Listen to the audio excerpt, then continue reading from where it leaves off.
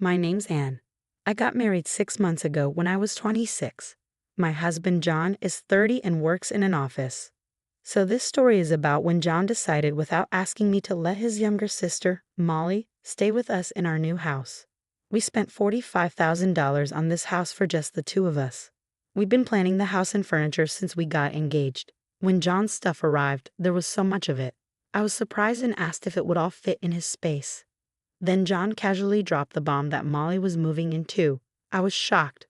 Why? I asked. We just got married. But John didn't see the problem. He said Molly's family too, so it's fine. She said she wanted to live in the new house. I objected without any discussion.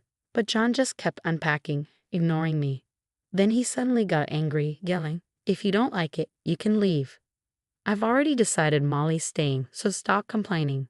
I wasn't convinced and threatened to call my brother. Scared of my brother's reaction, John changed his mind quickly.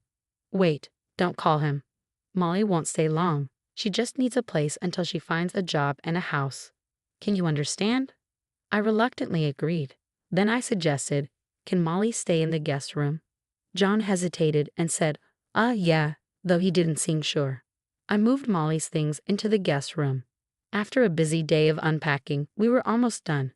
We were having a toast to celebrate when the doorbell rang.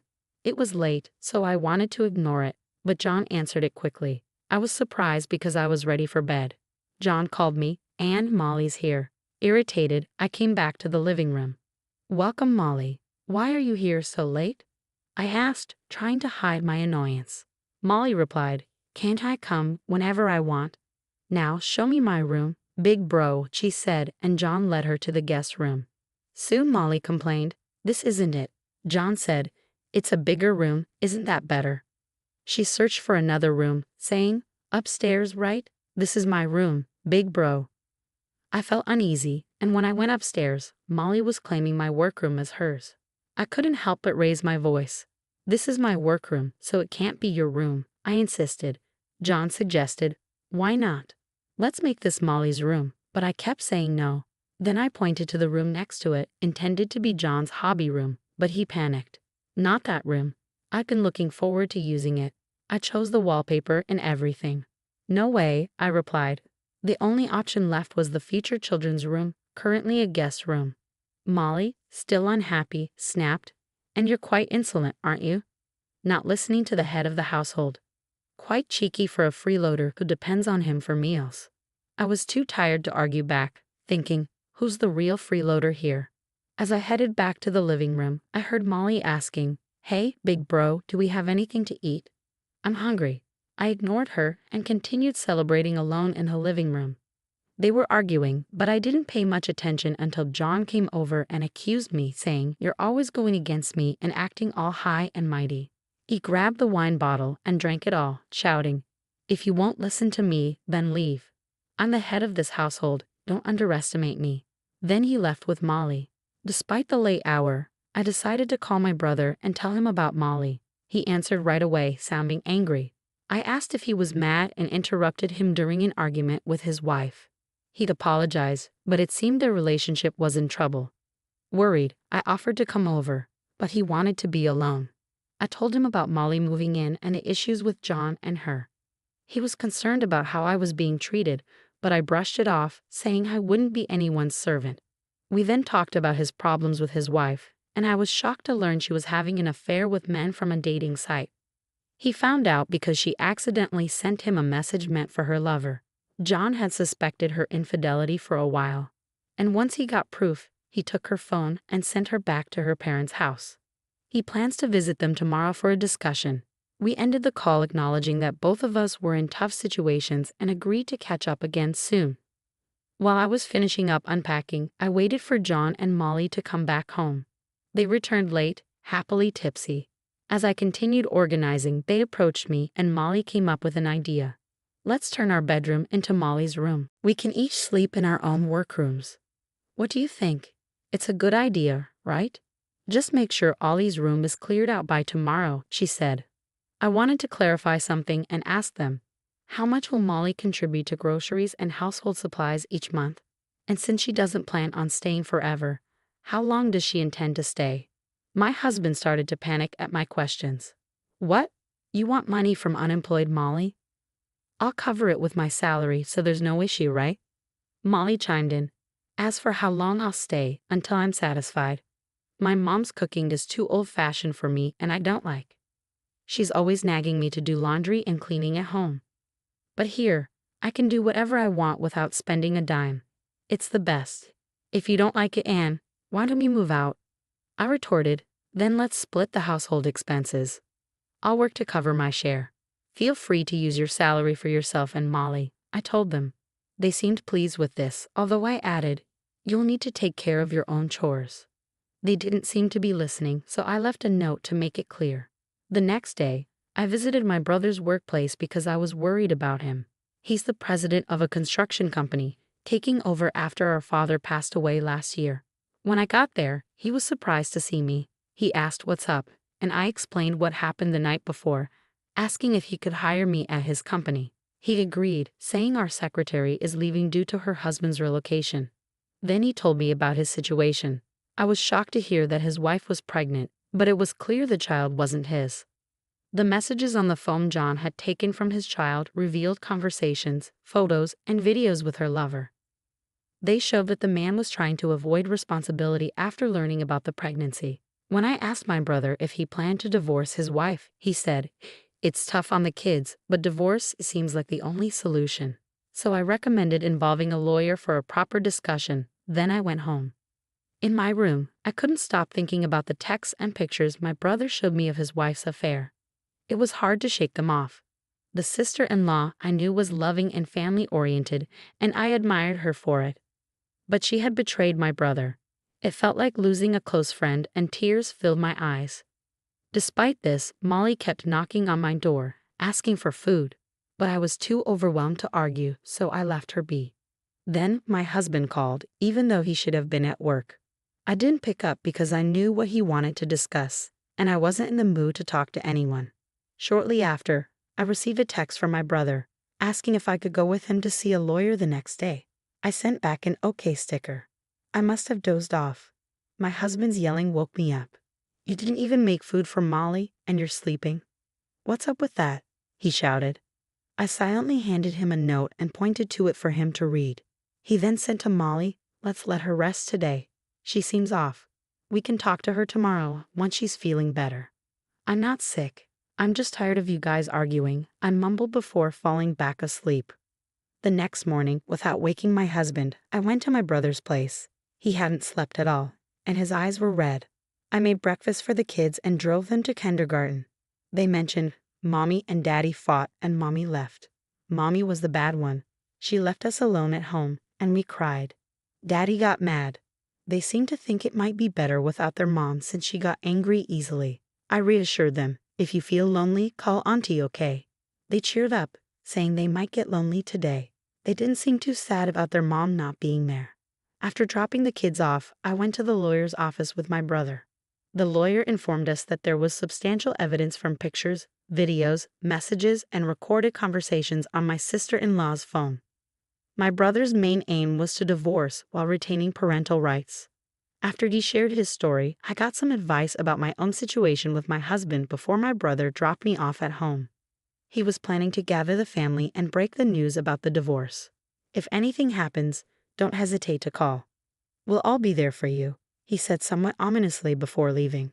When I walked into the living room, the house was a mess.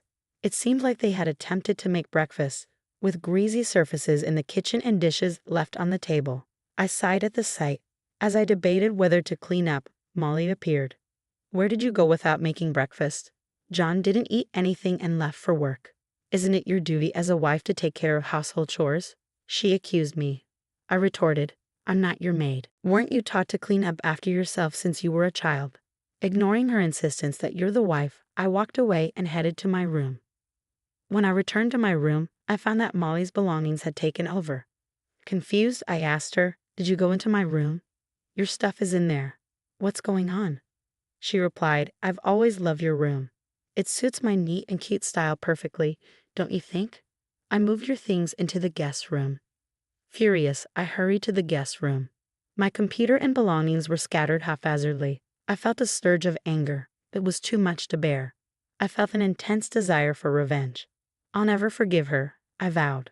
I decided to wait for my husband John to come home, show him the mess, and ask, "Do you still want to live here with Molly?" I prepared myself for any possible outcome. John arrived home earlier than usual, seemingly after a call from Molly. I heard his heavy footsteps approaching the guest room.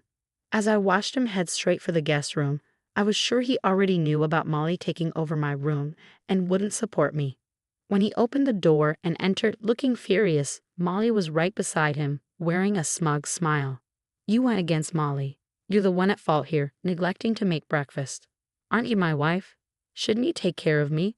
Molly is your sister-in-law. You should look after her and tolerate her." I thought bitterly, so this was how it was going to be.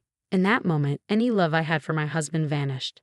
He didn't defend me, didn't acknowledge Molly's wrongdoing, or suggest she leave or help with chores, or give me my room back. I told him if you're letting Molly stay, I'll invite my brother over. He's never seen our house. Maybe I should call him now.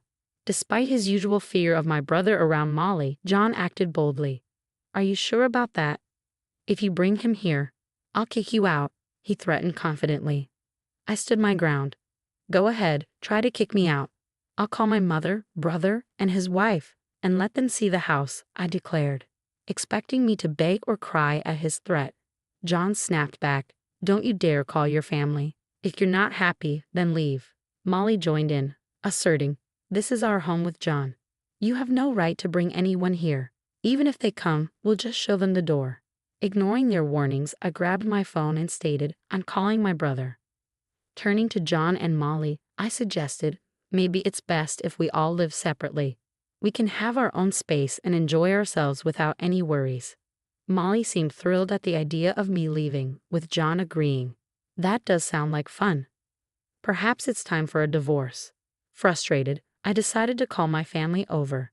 Despite John and Molly's excitement about me leaving, I warned, "You'll regret this decision. I'm calling my family now." I dialed my brother and urged my family to come over as soon as possible. My brother's response was swift and reassuring. "We've been expecting your call. We're already on our way." His foresight touched me deeply. Within about 30 minutes, my family arrived. Molly, who had threatened to kick them out earlier, turned pale at the sight of my brother. "Molly, I thought you were going to show my family the door," I remarked. She could only shake her head in response. Seeing her and John's fear after facing my imposing brother was quite satisfying. Both my brothers have been practicing judo since childhood, and their presence is quite intimidating. Standing over 6 feet tall with a buzz cut, my elder brother used to compete nationally until a knee injury in college. Now, he coaches at a local boys' club. My younger brother is just as formidable, also practicing judo and resembling his older sibling closely. Despite being quite memorable, Molly seemed to have forgotten encountering them at the wedding. "We're getting kicked out by who? Aren't you the ones leaving?" My elder brother laughed, prompting Molly to gather her courage and demand, "My brother is divorcing his useless wife now. Please leave." In response, my younger brother retorted, "You're the ones leaving, right? This is Anne's house, built with her share of our father's inheritance and in her name." Meanwhile, my mother busied herself in the kitchen, tidying up and commenting, "What a mess." She then called out, "Let's not waste time. Get to the point." So my brothers complied, turning to me and instructing, "Another person is coming. Let them in when they arrive," before gesturing for John and Molly to sit down. "We have 2 matters to discuss today. First, we need you to leave," my elder brother told them. When Molly asked if the house belonged to me, John hesitated, saying I was involved in the interior design discussions with the contractors, so I thought it was mine, but maybe not. "But I'm the head of the household, right?" John protested, seemingly under the impression that he owned the house by virtue of being the head of the household, without considering its source of funding. Being the head of the household and being the owner of the house are 2 different things, someone pointed out, leaving John speechless. However, Molly remained defiant, citing residency rights. "I won't leave. I have the right to stay," she declared, glaring at me. "Residency rights don't apply here since you're not paying rent," someone countered, leading John to resist further. "But I'm married to Anne. I can't leave. We can't separate," he insisted. At that moment, the doorbell rang, signaling the arrival of the guests my brothers had mentioned. When I opened the door, my sister-in-law, my elder brother's wife, stood there in tears. Before letting her in, I asked my brother how we should handle their presence. My mother offered to take care of their child upstairs. After settling my mother and welcoming my sister-in-law inside, John was shocked to see her. "How did you find out where we live?" he stammered, acting suspiciously. My elder brother intervened, reminding John of their second matter to discuss. John's face drained of color. "What? She's—" It seemed he was unaware of her identity as my brother's wife. Realizing his mistake, he attempted to flee but was frozen in place. "Seems like my wife is pregnant with your child. Did you two plan this?" my brother accused, slamming evidence of the affair onto the table. "Well, what's your next move?" "For me, it's divorce, nothing less," he declared. Fearing the consequences, Molly attempted to retreat upstairs. My younger brother wasted no time in instructing Molly. "We've got a truck loaded with boxes. Start packing your things right now." He then left to fetch the boxes himself. Molly, taken aback, asked, "Am I leaving today?" Upon receiving a stern glare from my brother, she seemed to relent. Meanwhile, my elder brother turned to his wife, commanding, "My wife and John can sort this out first. Sign the divorce papers." He handed her the papers and a pen. Although she hesitated upon seeing that custody was assigned to him instead of her, he dismissed her concerns, stating, "That's what the kids want.